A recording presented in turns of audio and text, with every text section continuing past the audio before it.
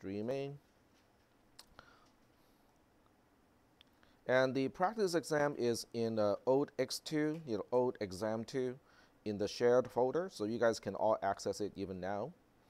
And the one from last semester is 1183-X2. So here it is, just a practice exam. All right, so there'll be a little bit of difference between your exam and this one, but not really a whole lot. One of the questions is not applicable, and I'll show you that question by the time we get there. It'll be pretty clear why that particular question is not relevant anymore. Okay, so the first question was kind of one of the questions where most people did not get last semester. It asks you about a bus contention. So bus contention, I'm just reading off of the question here. A bus contention is a situation where two components in the processor can drive the same individual wire, but in different directions at the same time. In other words, two connected ports from components output different content onto the same node or the same wire. While none of the TTP instructions can cause a bus contention right now, because of the way the microcode is specified, it is nonetheless possible if I specify a faulty microcode slice. So in the following space, specify a microcode slice that can cause this to happen. Focus on the fields that causes focus on the fields that cause, okay, bad grammar there, the contention to happen. If a field is not important, mark it as a question mark, which means don't care. Otherwise, a field should have a specific value. Okay, so the question is basically, you need to understand the architecture. So what we need to do next is to bring up the architecture itself. I'm just starting LogicSim and bring up the processor. There we go. I know why, because I I accidentally nuked the cisp310 folder on my computer. That's okay, we can just re-download the whole thing. So go to processor, ALU, processor, and register bank. Re-download the whole thing. So while I'm doing this, it is a good idea to prepare your printed material or handwritten material for the test as you study. Based on these questions, you probably know that it is important to have a picture of the processor architecture with you, along with the inside of the ALU and also inside of the register bank. Okay, so I would definitely print those things and bring it with you. And later on, I'll show you guys how to study for this class too. Yep. The ROM stuff, you can bring it with you, but I don't think it's going to be super helpful, unless you decode it first. So you can try to decode it first, and okay, so let me get this done first. This is in my temp folder. Okay, you can't see this, but that's okay, because it's just me making a folder for cisp310 again, and unzip the file that I just downloaded. There we go. Okay, so we can now get back here, reopen in cisp310 processor. There we go. Okay, so this is the picture, and you definitely want to print this out, and I'll tell you guys what to do with this later on. Okay, so bus contention is basically two ports that are both configured as output, and they connect to the same wire. And there's a chance that they can output different things at the same time. That's what we call a bus contention. So if you want to experiment, or want a separate explanation of what is a bus contention, here's an easy one. So we'll go ahead and make a new circuit just to illustrate that concept. And we'll go to gates here, and we'll pick out a AND gate, a NOT gate, and a buffer. So a buffer is basically just a gate that doesn't do anything. okay? Whatever comes in, comes out. It doesn't do any negation, doesn't do any actual calculation. So from an input pin, I go to both of these, and then this is the output pin. This is also an output pin. Now, both of these output pins are fine on their own, but when they connect together, now we have a bus contention. Okay, it's called a bus contention because the output of the negation gate, of the NOT gate, is trying to output a 1. In other words, the conductor that is currently in red is, the top gate is trying to say, I want you to have a value of 1 or high voltage. But the buffer, which is not negated, is saying, well, whatever is my input, I want that to be my output. So it wants 0 as its output. So now you have a fight because the top gate wants a 1, the bottom gate wants a 0. So now you have what we call a contention. So that's basically what a contention is. So the prerequisite to have a contention is you need to have 2 output ports connected together.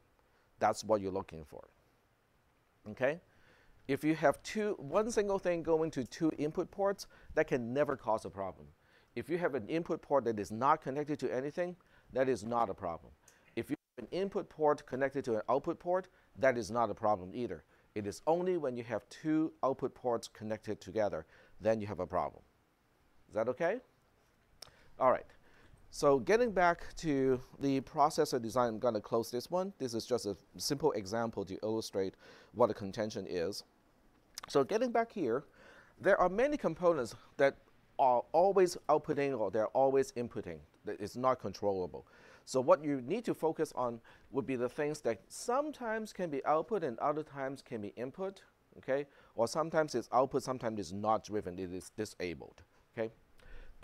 So things that can disable would be stuff like this, okay? So this is a multiplexer. This one here is a multiplexer that has an enable pin, okay? So this wire sometimes can be driven and other times it is not. But where is it going into? Well, if you go into the register bank, look at the top port on the left-hand side, you will see that this is an input port, this is an input pin, and it only goes into the inputs of the registers. So that can never really cause any problem. So what you're looking for would be something that can configure as output, and it connects to something else that is also configured as output at the same time, okay? But not all the time. Because if it's all the time, then we would have bus contention all the time, which means the processor should not work at all, okay? So which components do you think, other than multiplexers and stuff like that, can sometimes be configured as output and other times configured as input? There's only one component of the entire processor in the schematic that has a port that can both be output and input, not at the same time, but depending on the configuration, it can be output or input. Which component is that? It's not, you cannot see it right here. It's a big clue. Yep. Yep, it's the RAM component. Very good. Okay, so the RAM component is a prime suspect as part of the bus fight because the data port of RAM can be not paying attention when the RAM is not selected. But if the RAM is selected, then the LD pin controls the direction of the D port, of the data port. Right now, because its load is a 1, which means we're reading from RAM, so the D port is actually driving. The D port is currently trying to specify content onto this wire here. Okay? So the other reason why the RAM component is a prime suspect is if you look at this wire, coming out of the D port, it goes to a lot of components, okay? So you basically look at the thickened wire, and you say, wow, it goes to a lot of stuff, okay?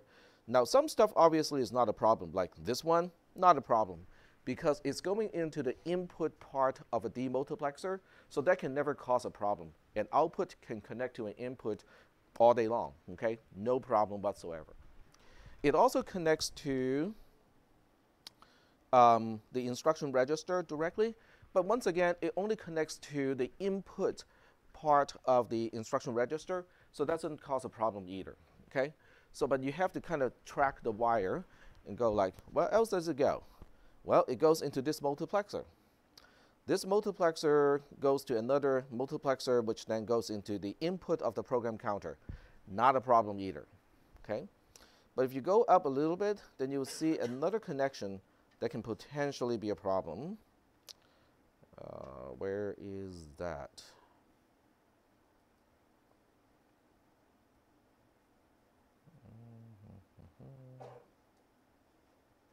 Oh, wait, okay, I take it back. This is a demultiplexer, so that's actually the output end of a demultiplexer. Okay, I correct myself here. So the demultiplexer, it has one input and multiple outputs. So the data port of RAM is actually connected to the output of demultiplexer here. So you might ask, but why don't we have a problem, we executed all the instructions just fine. Well, that's because this demultiplexer has an enable pin. And you will find that this enable pin here never turns on when RAM is being read at the same time. So basically, I'm using the microcode slices to avoid this problem by configuring the RAM and this particular demultiplexer in a way that they never fight.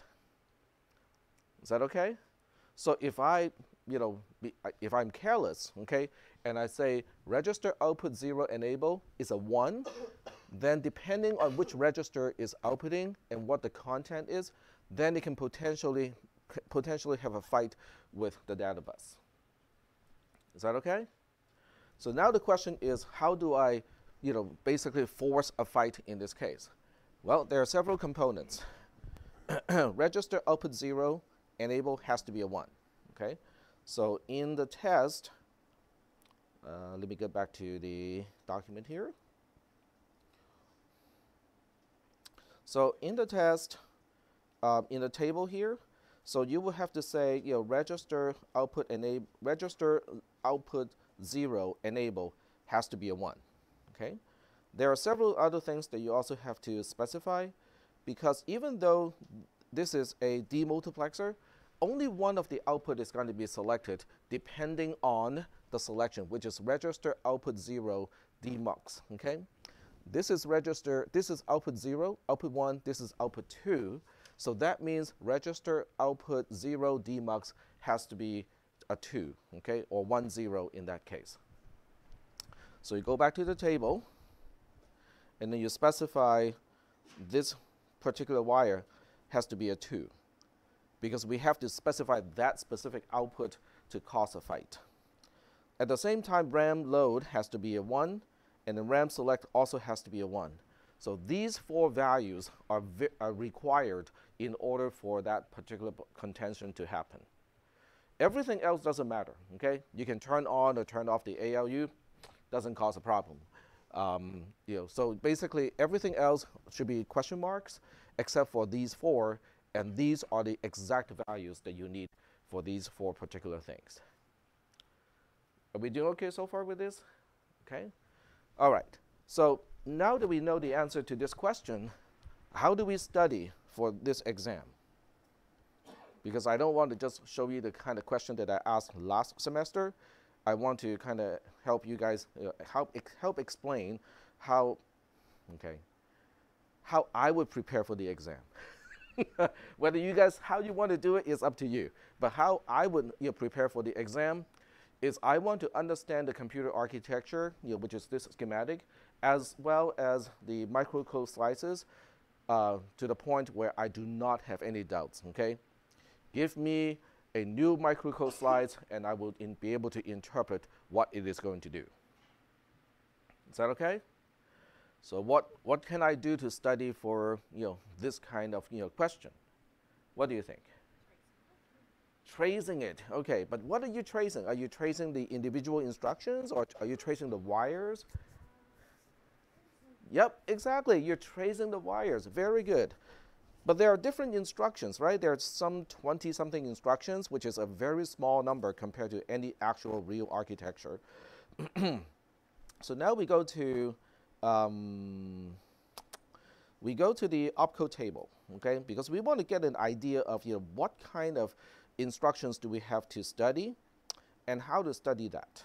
Now, fortunately, even though there are 20-something instructions, they come in families. In other words, even though there are, I don't even know whether they're 20 or not. So let's count. 1, 2, 3. Oh, this doesn't count. This is not an actual instruction. So we got 1, 2, 3, 4, 5, 6, 7, 8, 9, 10, 11, 12, 13, 14, 15, 16. 16 including the add. 17, 18, 19, 20, 21, 22, 23, 24, 25, 26, 27, 28. So there are 28 individual instructions, okay, when you count just the mnemonics. So then the next question is, well, but each one has variations, right? If you just look at the add instruction, because X can be one of the 4 registers, Y can be one of the 4 registers, that gives you, what, 16 possible combinations. So you look at it like, wow, that's a lot of stuff to study. Well, that's not the case, okay? Because if you know how to add register D to register A, do you think you understand how to add register B to register C? Kind of the same thing, right? So you just look at the entire add instruction as one thing, regardless of which registers are XX and which one is YY. Is that okay? If you understand how the add instruction works, do you think it will take you a long time to understand how the subtraction works? Probably not, because the only difference between add and subtract, once you understand the microcode, is, oh, in the ALU, we are just selecting a slightly different path. We go through the subtractor instead of the adder. Oh, okay. How about the rest? Well, the way we compute the overflow flag is a little bit different, but everything else is pretty much the same. Okay? So that means there are families of instructions where if you understand one member of the family, the rest is pretty easy to understand. So I'm going to give you a list of things that you can look into. I think I actually saved that file somewhere. Let me see if I can find it. Because I talked about this in the other class, so let me see if I still have that. Open recent. There we go. Okay. So I think you definitely need to understand what no-op is and how it works.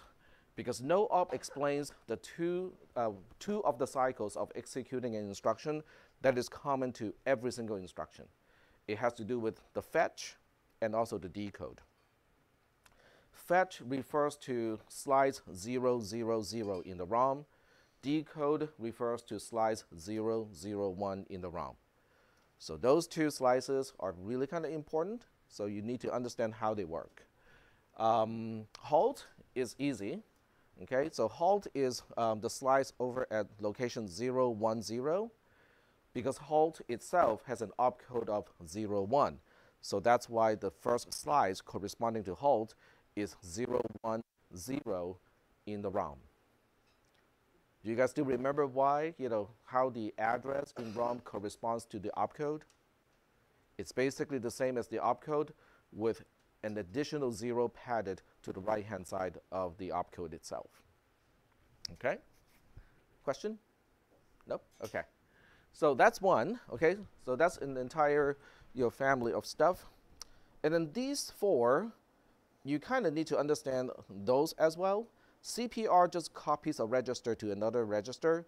Load is copying the content of one RAM location to a register, but the address is controlled by a register. LDI is also copying the content of a RAM location into a register, but the RAM location is just whatever is after the opcode. And then store is the opposite of load, which means we are changing or updating the location, a location in RAM, but the location in RAM is selected by a register, in this case register C, and then the source is a register. Okay? But these are just words, okay? This is just words, how I would explain the operation in words. It is never nearly as good as tracing it through, okay? So once I get through this list, I'll show you an example of what you can do to study for each one of these examples. JMPB is jump unconditionally, but this time I'm going to where register B is pointing to. In reality, all it does is to copy register B to the program counter, because the program counter dictates where is my next opcode. Okay?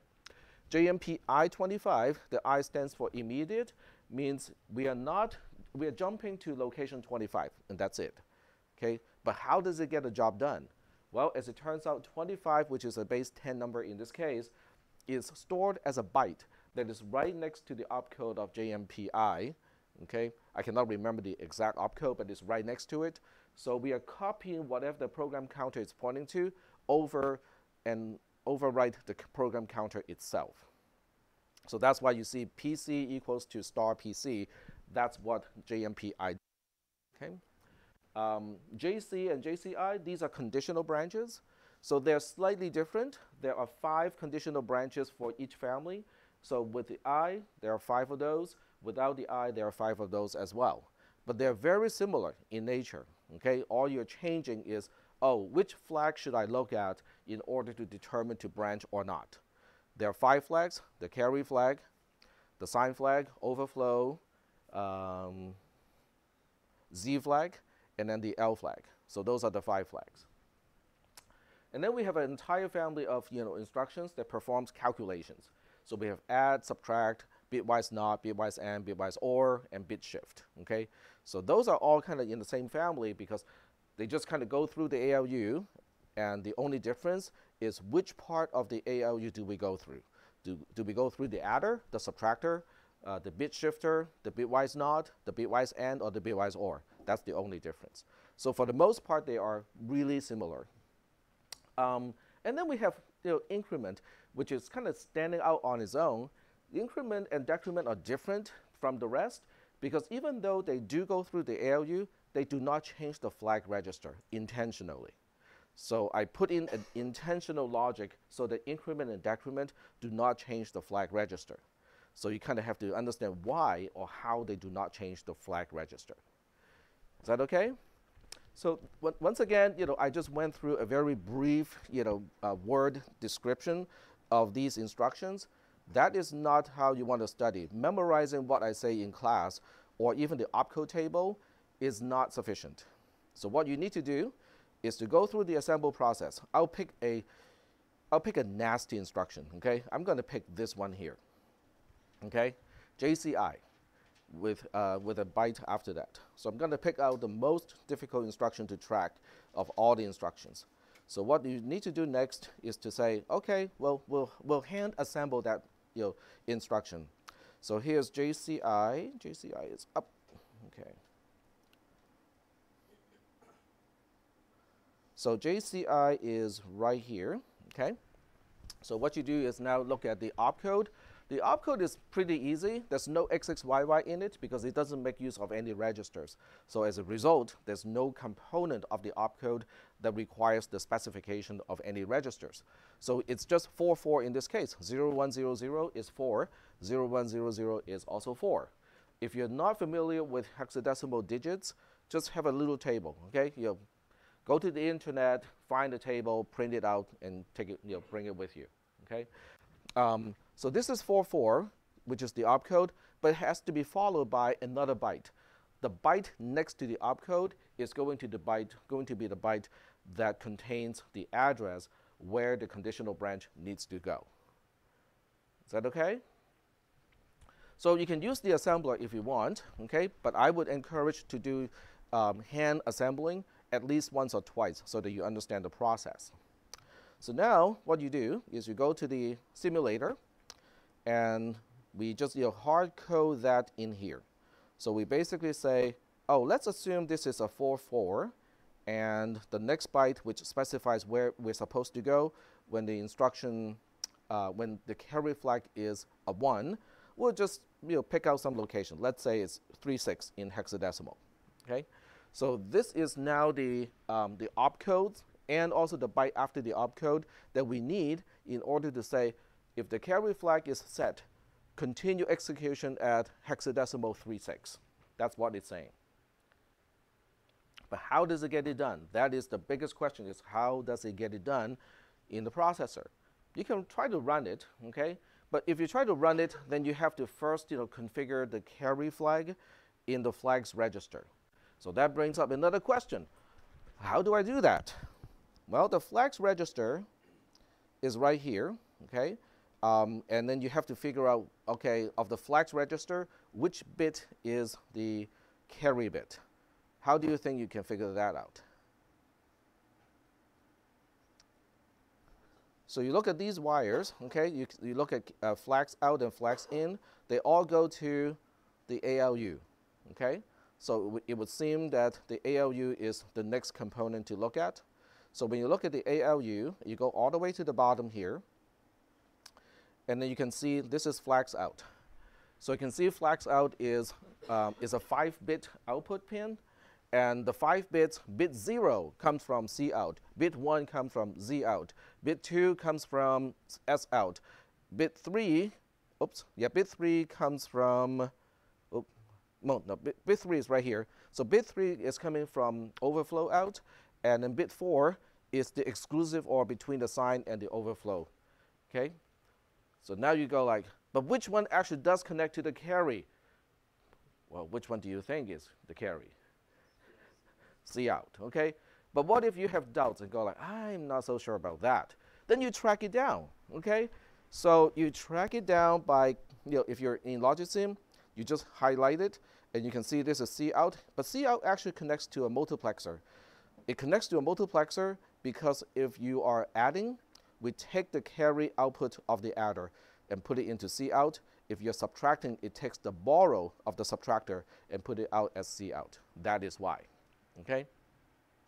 But this is the kind of work that you need to do to study so that you are familiarized with the processor itself. So on the day of the exam, you don't have to kind of go like, oh, this is a huge big map, I have no idea where blah, blah, blah is. Okay? By doing this exercise, you are trying to get yourself familiarized with the processor itself, so that you know approximately where the components are. In case you need to look it up, you go like, yep, I know where that is. Okay? Are we good so far? More or less? Okay? Okay, so now we know C out is bit 0. So we get back out into the main processor, and we say, well, let's try to force a 0 into the carry flag so we can see what happens when JCI occurs when when carry is a 1. So since we need bit 0 to be a 1, so that means the entire thing can just be 0, 1. That guarantees that bit 0 is a 1. How do I know that? Because if you convert 00000001 into hexadecimal, you get 01. Okay? So step by step, okay? We have talked about every single thing, up to this point. Okay, next. I don't really want to execute the instruction. Can we just kind of force the processor to go there and so that we can pretend that we are ready to execute the instruction? Absolutely. So if I already know the opcode is 44, how do I change the microcode pointer so that it gets to the location where the microcode is, and as if it is just about to execute JCI without the fetch or the decode cycle?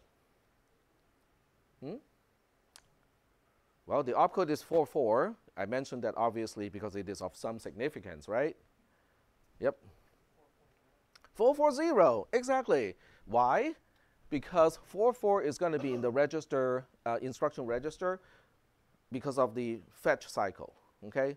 The decode cycle is just going to take 44 from here, okay? Takes the output here, and then, well, instruction register is here, or the tunnel is over here, and then the least significant 4 bits are forced to be 0. So by the time it goes to the microcode pointer, it becomes 44, and then the extra 0, because the original instruction is only bit 4 to 11, the least significant 4 bits are all zeros. Okay? So if we force the microcode pointer to be 440, that will change the addressing of the ROM immediately. So now the ROM is actually outputting the binary bit pattern for that specific instruction, for JCI. And I also know that the carry flag is a 1 at this point. So now the next question is, So knowing all of this stuff, we know the next thing the processor would do is to change the program counter to 36 in hexadecimal, because that's the expected behavior. The question, we know what it is supposed to do, but do we know how it is getting it done? And we need to know the how as well as the what. Okay? So what do? You track down things. Okay? If you know the program counter is somewhat involved in this process, start with it. You can start with any register that is enabled, but in this specific case, we know the program counter is going to be involved. So you check the program counter, you can see the program counter enable is turned on, which means the program counter will be changed. The question is, how is it going to be changed? So what do? How do you track down how the program counter is going to be changed? Asking tag is not an option, at least not during the test. So you need to learn how to do it. So what do? Which port of the program counter is the input? D. And where does it connect to? Dang it. It's a multiplexer. But do we know how a multiplexer works? Yes. The select of the multiplexer controls which input goes to the output. The input is a 1 at this point. Why is it a 1? You can track it down. Okay, so you look at PCMux and you ask, why is it a 1? You highlight it until you find out where it is computed. It's right here. So why is this 1? Well, it looks like it's the output of this multiplexer. Why is it the output of this multiplexer? You look at the select of this multiplexer, it's 0, 0, 0.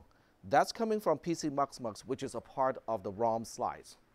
Okay, so that part is really a part of the ROM slice, so we don't question any further. We can just stop and go like, oh, okay, the ROM slice actually specifies 0, 0, 0 to go to PCMux. But wait, where is that going to specify? What is it doing to this multiplexer? This is the select of this multiplexer, which means it is now selecting the input 0 of this multiplexer to become the output. Where is input 0 coming from? It's coming from flags out, flags in of the ALU, which is also the output of the flags register. It's bit 0 of the flags register. What is that again? The carry flag. We just figured it out like 10 minutes ago. So we are using the carry flag to feed to PCMux, and then PCMux in return controls the multiplexer going into the program counter. Okay, so now from here we know that it is this wire that eventually ends up programming or changing the program counter. But darn it, it goes back into another multiplexer. We know how to do that, right? So we figure out what this wire is. It is a 1 because PCMux also goes into one part of this AND gate. The other one is register output 0 enable, which is dark, which means it's a 0. But this bubble here means negating it. So the negation of 0 is a 1. The other one is a 1. 1 and 1 is a 1. So that's why the select of this multiplexer is also a 1, which means this input is what is connecting to the output here. Where do you think this input is going to? You can see from the rest of the picture, it goes everywhere. It's going to the data port, right, of RAM. Oh, okay. If the data port of RAM is connected to the program counter and the program counter is ready to be updated, don't you think you have to ask, is the RAM component programmed correctly? Well, let's see. RAM cell is a 1. That's good because RAM is paying attention. 2, RAM load is also a 1, which means we're configuring RAM in read mode. We are reading the content of RAM, and that's why the content of RAM is driving the D port. Next, if we're reading RAM, aren't you curious, what address we should be reading or who is dictating the address that we are reading from, right? So now we have to track down the A port, okay? So the A port goes back to the left. And, okay, let me highlight it first so it's easy to track. There we go. So the A port goes back to a multiplexer again. But we know this multiplexer has a select of 1 because address mux has a light green line. So that's a 1, which means input 1 of this multiplexer becomes the output. So we track down input 1 of that multiplexer. There we go. Click. And guess where it goes? Guess where it is going to? The program counter. So the program counter is specifying which location I should be reading, but the content at that location in return is being used to change the program counter itself. So in this example, it doesn't seem right, because it seems like what we are doing is we are using the opcode, which is 44, to update the program counter. But that's only because we did not actually execute the instruction. Otherwise, the decode cycle would have incremented the program counter to 0, 1, so we would be pointing to 3, 6, which would be correct, because then we'll be changing the program counter to 3, 6, which is the next location where we should execute. Okay? But this is only when the carry flag is a 1. What if the carry flag is a 0? How does it change the behavior of this instruction? What do you think you should do next? You play out all of these what-if scenarios. You go to the flag, you change it back to a 0, 0.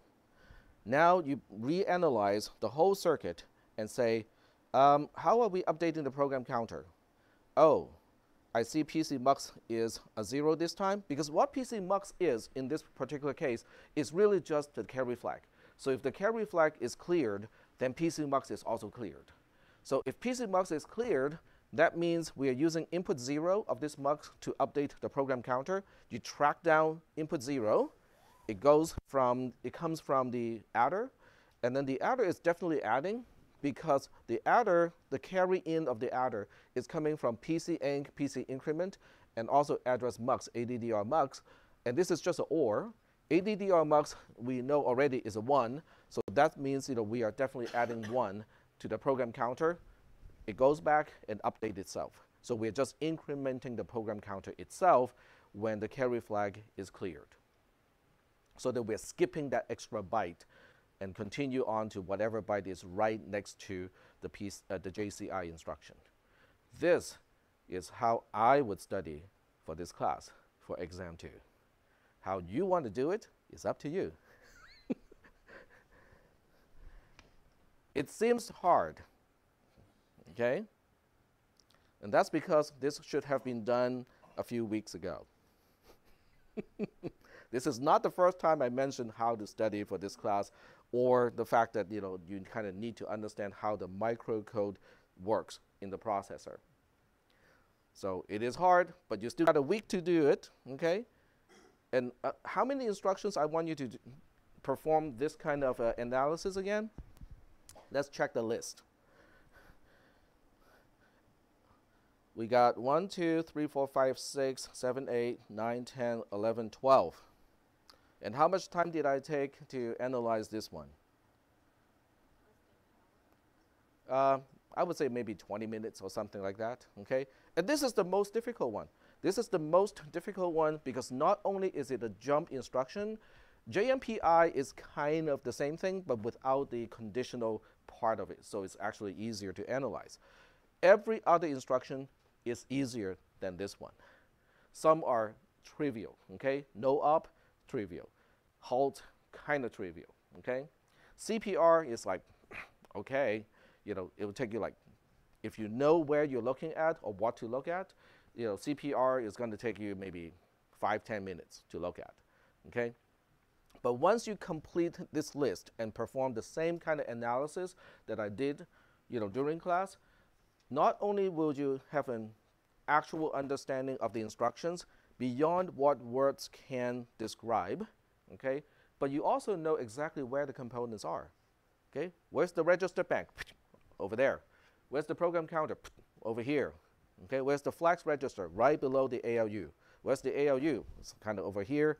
So you would be able to identify all the major components just because you track it down so many times that your brain can remember the spatial relationships between the components. That is how you study, okay? Now, if you say, well, I'm not really sure I can remember all that stuff during the exam, I can go through the analysis, So what you do, or what you can do, is to print out the processor architecture.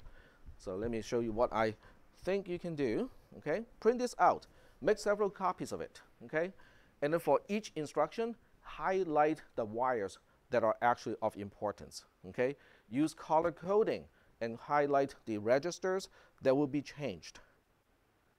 Okay, because that is completely visual. You look at that slice and go like, okay, I know exactly what components are active, which register is getting updated, from what, because of the configuration of all the multiplexers and demultiplexers. Okay, so you can prepare all of that stuff before exam 2. The first one will take you a little bit of time, especially if you take on JCI as the first instruction, but I've pretty much done it for you.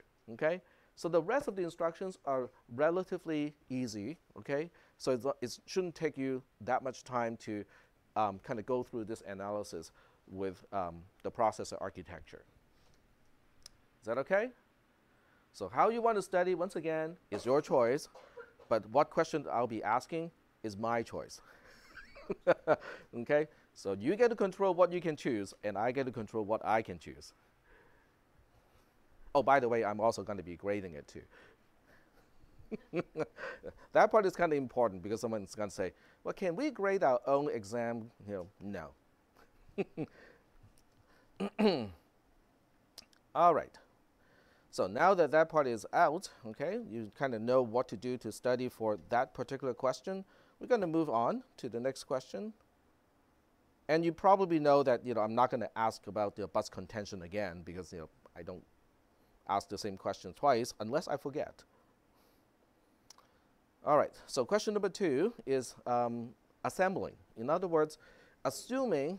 Oh, by the way, subroutines, calling and returning parameters, and that sort of stuff is not in exam 2. So that's going to be in the final, but not in exam 2. So exam 2 only goes all the way up to the compiling of control structures, but not subroutines. Is that okay? So there's no need to remember, oh, register D is the stack pointer, register A is what we use to return the value from a subroutine. That stuff is not going to be in exam 2. It will be in the final exam. Okay, so in this case, we have a piece of code written in C, using C construct, and we need to convert it into assembly code. Okay? How would you do it? Do you feel comfortable that you can get this done? Okay, so you want to do it a few times, just make sure that you can do it. So we'll see, where's my mouse pad? Right here. Oh, not that one. Click on the wrong thing. So we'll go back to the question. Where is that? There. Okay. All right. So this is the mouse pad that I want to use. And I'm going to put it side by side and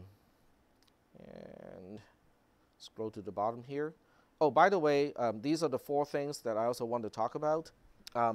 What is an instruction? What is a mnemonic? What is an opcode? And what is a microcode? Instruction is kind of vague, okay? Sometimes I use instruction to refer to the opcode. Other times I use it to refer to the mnemonic. Mnemonic, on the other hand, is very specific. Mnemonic is something that you can type on the keyboard that is kind of symbolic, something that you can read easily, okay? So JCI is a mnemonic, LDI is a mnemonic, ST is a mnemonic, LD is a mnemonic, and so on. That's basically a symbolic name of an opcode, so we can easily remember the opcode and use it for programming.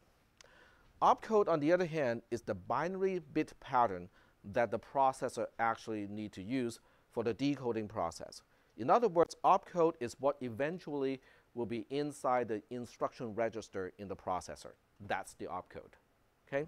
So in the case of JCI, the opcode is 44, but it has an extra byte next to it, which is 00011001 in this case, because this byte next to the opcode specifies where it is supposed to go, if and only if the carry flag is a 1.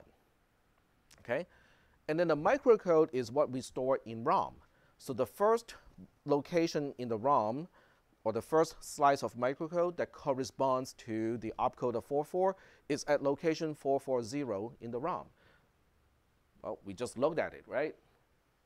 Okay, so that's the relationship between the mnemonic, which is a convenience feature for us to write programs so that we don't have to remember the opcodes all day long.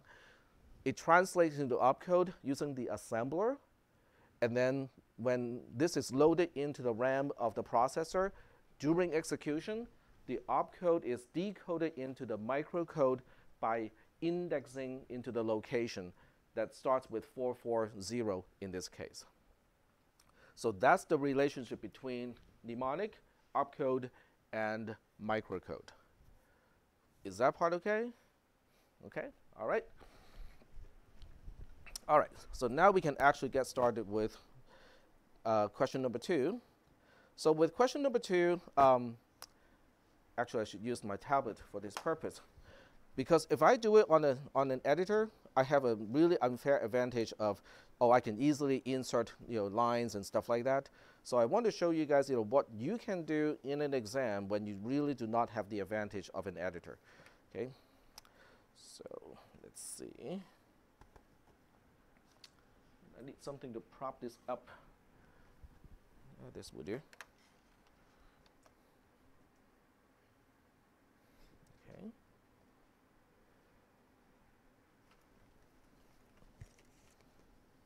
Looking at the time.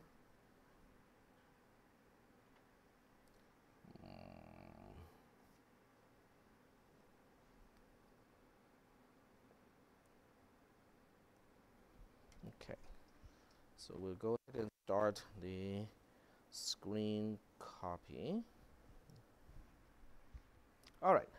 So now I'm going to put my tablet next to the question, so I can show both the question and also how I would code it if I just have a piece of paper. Okay. All right. So what I would do is I'm going to code it layer by layer, which means I only deal with one control structure at a time. And I will start with the outer one, just because I can work my way from left to right in that fashion. So I look at the outermost portion, which is going to be the initialization of C is pretty easy, so I can tackle that one first. So that's just LDI, whoops, wrong color. Okay, so it's just LDI C0 in the case of C equals to 0, so that's pretty easy. And then I want to just deal with the while loop. Okay, I don't really care what is in the while loop. I just want to know, well, how do I specify a while loop that stays in the loop as long as register D has a value that is less than 20? And if you read the question, it assumes that registers are unsigned. Okay, so because that is necessary in order for me to use the correct instruction. Okay. So here, if you want to go step by step, you can first look for the reason to get out of the loop, which is when D is greater than or equal to 20, we get out of the loop. Or you can just kind of go, dive right in and go like, well, we're going to need to compare to 20. So let me get a register that is not used in the code at all. You can see how this program only uses register C and D. Register A and B are not used. So I'm going to use those two registers as quote-unquote scratch registers. So I'm going to load a oops, let me get back a little bit here. Okay, so with a while loop, a structure of a while loop. It's going to start with a begin label, because we need to get back to this label at some point. And it also has an end label. So we have while end here. How much space you need to provide yourself in between, it's kind of up to you. I would just kind of use all the available space in between, so we have space to do all kinds of stuff in between.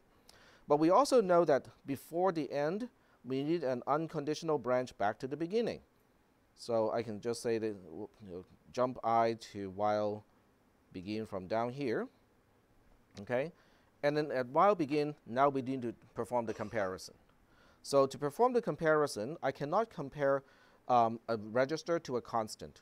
Okay, so I have to first load it into a register. So now the question is, what if somebody writes down CMPD with 20? Points will be deducted, guaranteed. Okay, because that instruction does not exist.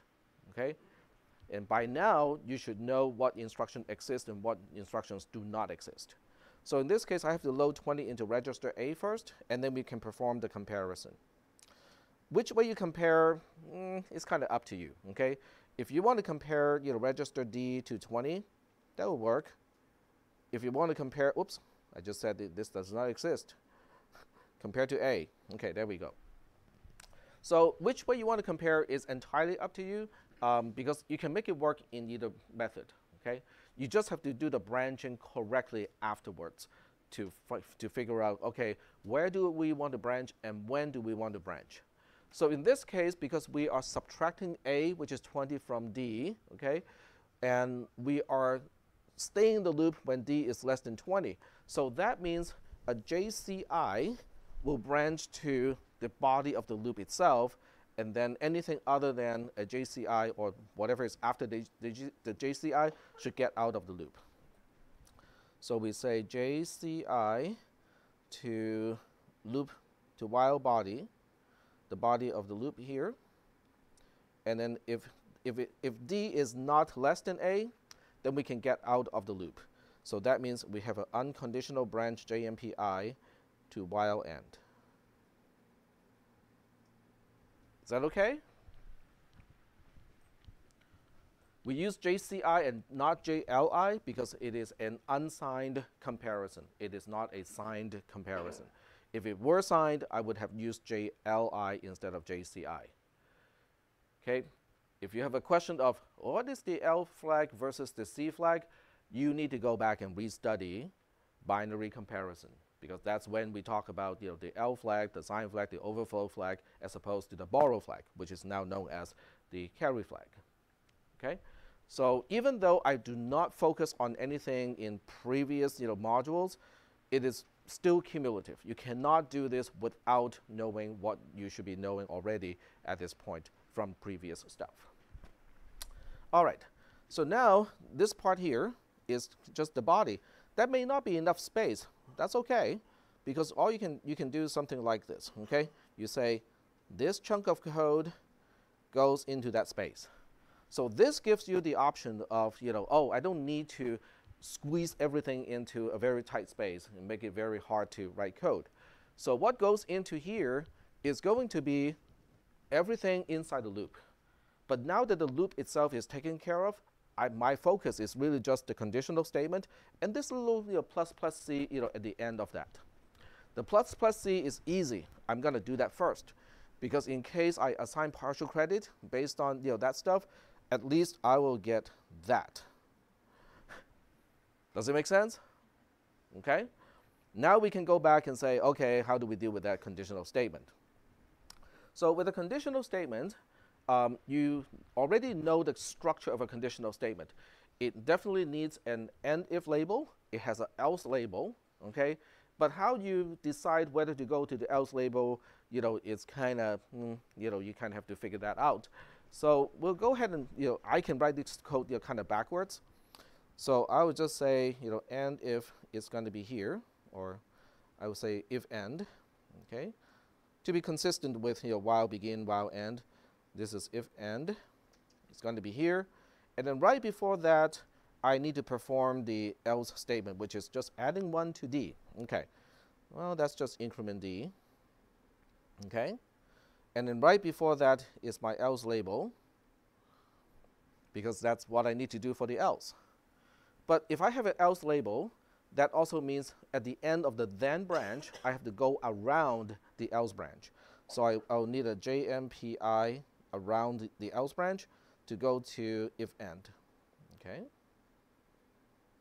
All right. Well, I got the else branch already done, and I got some of the then branch done. Okay. So now I have all the time in the world to work out, okay, what do we need to do with, well, that's easy too. So let's deal with D plus equal to 2. You don't have to use the add instruction. I'll just say increment D twice. It's going to do the same thing as D gets D plus 2. Is that okay? If you want to load A with 2 and then add A to D, that works as well. Okay, but I just it's easier. it works, okay? Either solution is going to work. All right, so now I need to figure out, but how do we decide to go here instead of at the end? So now we have to do some real work, because the condition is testing whether C bitwise end 1 is non-zero or not, okay? That's basically what it's doing. So to do that, we kind of know that we need to borrow one of the scratch registers, like register A, LDI A, with whatever the bit mask is, and that's just 1 in this case. And we also know that we need to use an AND or bitwise AND instruction. But now the question is, which register should be the first operand and which one should be the second one? Whatever is the first one is going to get modified, okay? It's going to get changed. In other words, should I change register A, which is not used anywhere else in the C code, or should I change register D, which is used inside this code here? Am I supposed to change register D when I evaluate the condition? Nope, so I should change register A. So that means we have to do something like this, okay? But the condition in the C code is really asking, is the expression giving me a result that is 0 or non-zero, okay? So now the question is, well, do I need to compare register A to 0 at this point? The answer is no, you do not need to. If you do compare to 0, I won't take any points off, okay? That's fine. But you don't need to do that, because any computation going through the ALU other than decrement and increment will set the flags. Yep.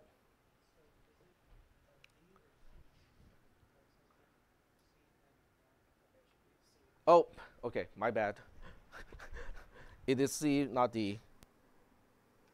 Okay, it's register C because it's using register C here. My focus was on, yeah, okay, never mind. So good point. It is register C, not register D. So now the question is, do I need to compare to 0? The answer is no, you do not need to compare to 0, because the Z flag is set based on the result of every computation that goes through the ALU, including the bitwise AND operation. So the Z flag is now already reflecting whether A is 0 or non-zero. So I can immediately use it.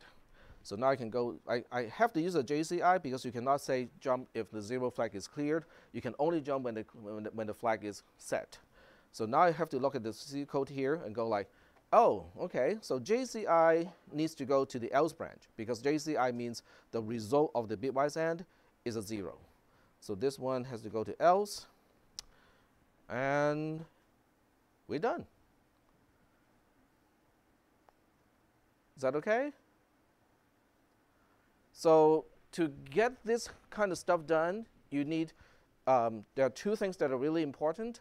One is knowing how to break apart a control structure in C into simpler code, okay? Sometimes we use the term flattening, okay? But essentially it is really just understanding how the construct works, okay? There are certain things that are always there, okay? Like a while loop always has a while begin, always has an end, always has an unconditional branch back to the beginning, always. With a if-then-else statement, you always have an if-end, always have an else, okay? And then the end of the then branch always branch around the else branch to the end of the conditional statement. That's always going to be there. So you can always start with things that you know for certain has to be there, okay? And then you backfill things based on the actual code that you need to compile. Is that okay? The most tricky part is really the conditions, okay? What do you need to compare, in what order, and then what flags should you pay attention to? So that means you have to really understand the meaning behind all the flags, okay? You also have to understand what structure you can use and say, well, but I can only branch when this carry flag is set. How can I specify to branch when the carry flag is not set?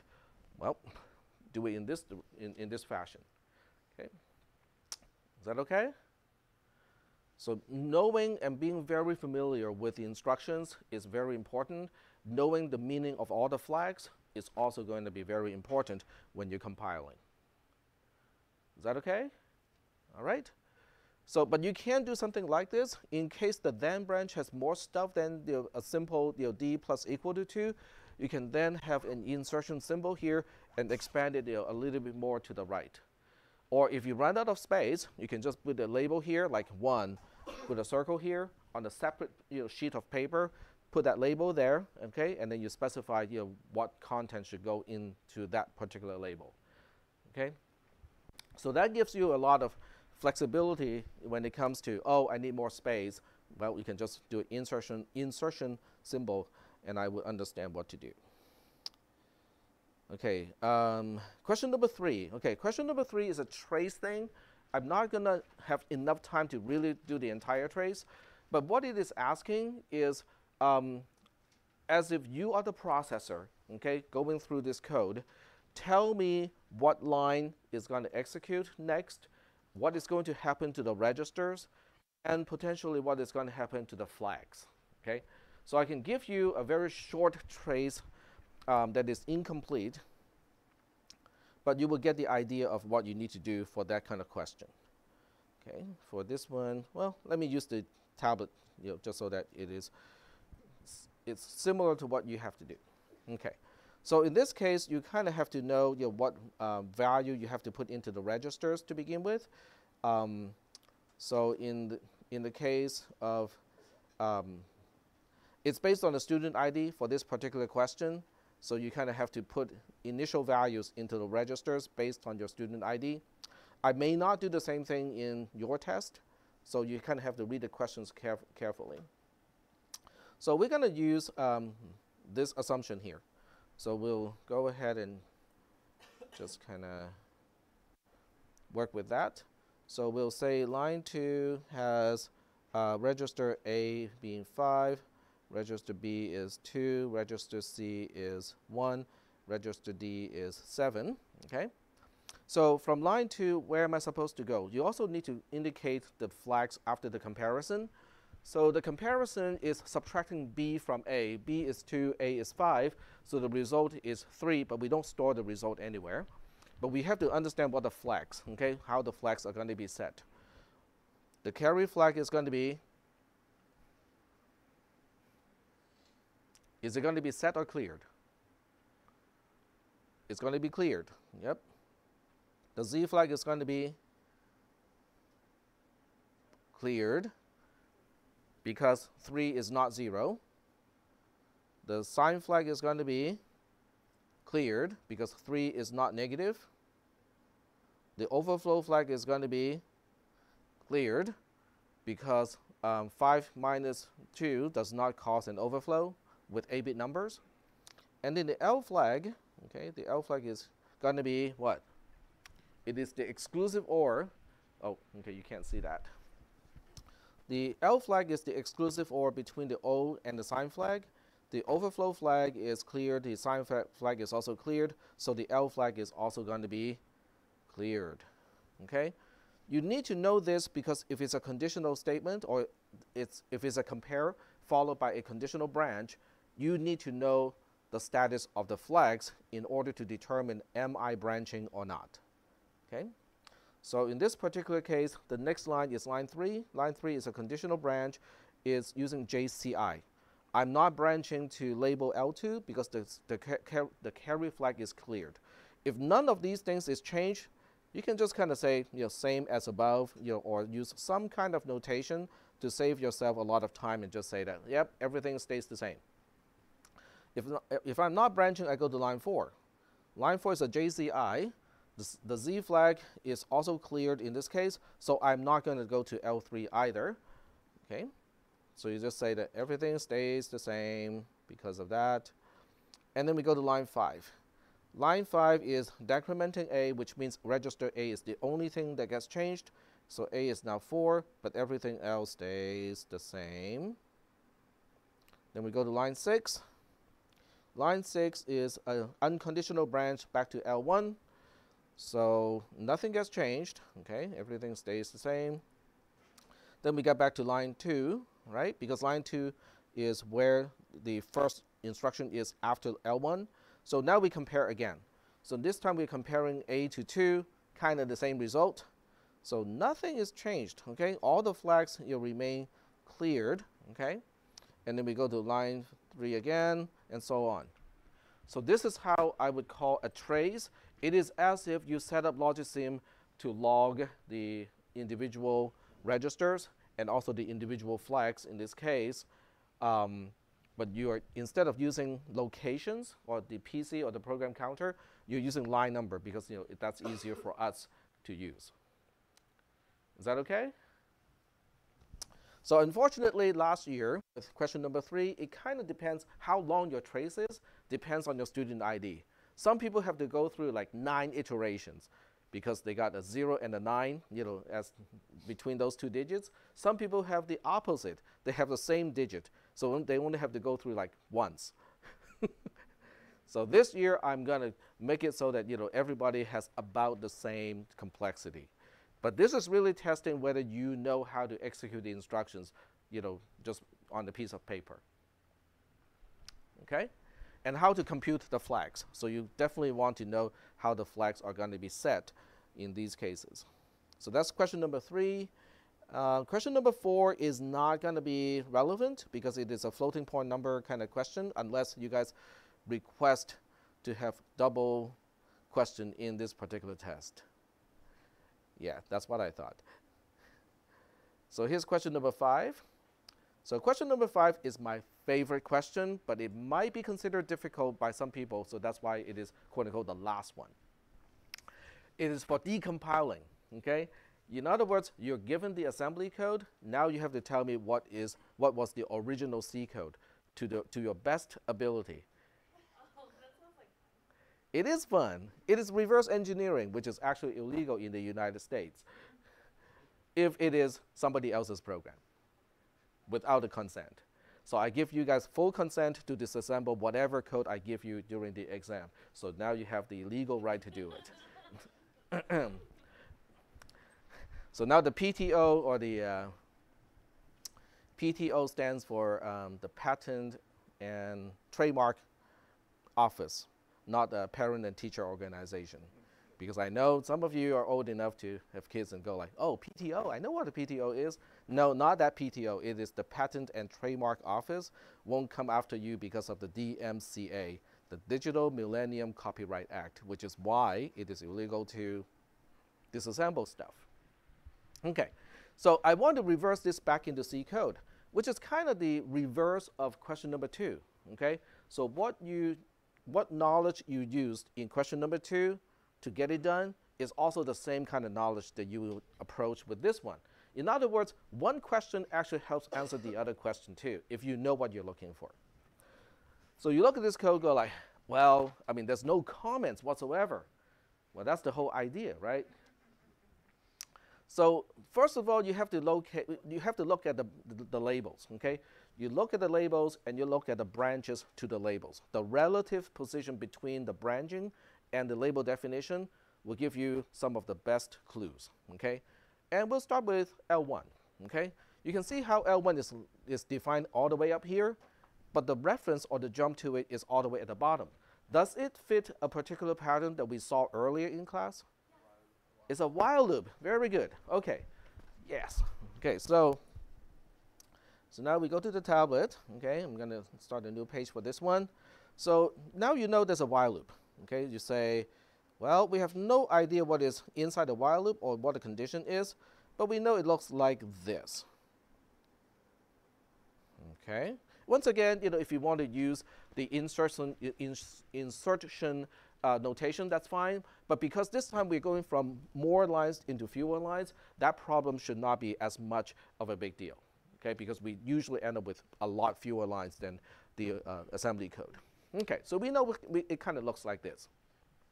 So that takes care of the unconditional branch, L1 all the way up here. So now the question is, how do we get out of the loop? Which label is outside of the loop? L3. Okay, so now we have to look for some kind of branch, conditional or not, to L3, because L3 is our next clue of, well, what is the condition? So you look up and go like, we got only one JCI of L3 over here, so now you have to analyze this chunk of code, because in order to get to JCI L3, which means, yep, it's time to get out, we have to kind of finish the first 3 instructions as well. Okay? So we know that A and B are compared, okay? So we just kind of write down A, B. We don't know how it is compared or what we're looking for, but we know those two are compared. We also know that B, C are compared as well. So we know B, C are compared. So I'm just filling in the blank here with the operators not specified because I don't know yet, okay? But I know A and B are somehow compared and it contributes to the condition of the loop. B and C are also compared and that also contributes to the condition of the loop. But these two comparisons are connected by some kind of logical operator. I don't know what it is, but I know they have to be connected because they are all together to specify the condition of the loop, okay? So now we look at the compare of A and B, and JCI is really useful because it tells us that A and B are interpreted unsigned. So at this point, I can say unsigned, register A, B, and C, okay? Because the question also asks you to identify whether numbers are signed or not, okay? JCI means they are unsigned. Yep. Because B is also compared to C, so that's kind of like a transitive property. All right, so when we compare A and B, JCI to L2 means if A is less than B, we go straight to L2, and L2 is representing the body of the loop. Okay, so that means less than is what we are looking for to stay in the loop between A and B. Okay, kind of cool.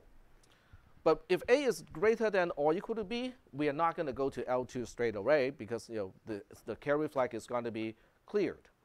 So that means we're going to compare B and C instead. When we compare B and C, we go to L3 when the Z flag is set. In other words, we exit the loop when B and C are the same, which means how do we stay in the loop? When they are not the same, okay? So not equal to is the relationship we are looking for between B and C. So now we put not equal to here. So we got one last thing to try to figure out, which is we're missing a logical operator in between. So in this class, we only got two logical operators. In C, it is either an AND or OR. So what do you think, which one do you think it is? It is an OR because A is less than B is enough reason for me to get into the loop, the body of the loop already. I don't even need to look at the second one. So that makes a logical OR. So logical OR is double bar. Okay, there we go. So now we can focus on the content of the body. Okay, once we get to label L2, all the way down to label L6, what are we doing in between here? Label L2 is really just an entry point of the body of the loop. It is not referenced anywhere down here. So we know that we probably do not have a loop down there, okay? So you look at the code from the compare AB after L2 all the way to L6, and you go like, do I recognize anything that we usually see? Well, we have this label L5 here, and the only branch to label L5 is an unconditional branch, and it is right before another label. What does that tell you? It's a conditional statement with an else, okay? So it's an if, then, else kind of statement. Okay, so we'll now fill in the skeleton of a conditional statement that has an else. Okay, there we go.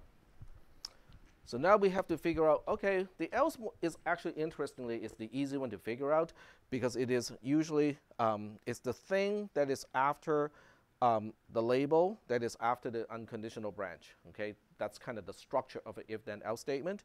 It's also right before the last label of the entire construct. So this is CPRBC, which is just B equals to C. So now we can just fill in that part, B equals C. Okay.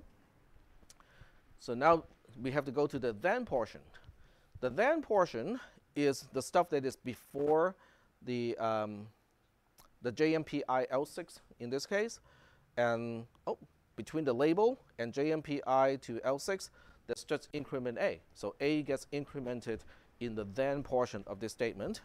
So we have plus plus A, or A gets A plus 1, however you want to put it, okay? As long as it says A is now 1 more than before, That's fine, okay? So now we get to the condition. So the condition is compare AB, blah, blah, blah. So the condition is specified by the compare after L2 all the way up to L4 itself. That specifies the condition. So now we know that AB is involved, okay? There's some kind of comparison between A and B. So we'll just kind of put down AB here. We don't know, at this point, just looking at AB, I don't know what we are looking for. So the next one is JCI, which means if A is less than B, we go to L4. But what is L4 specifying? Is it the then branch or is it the else branch? It is the then branch, okay?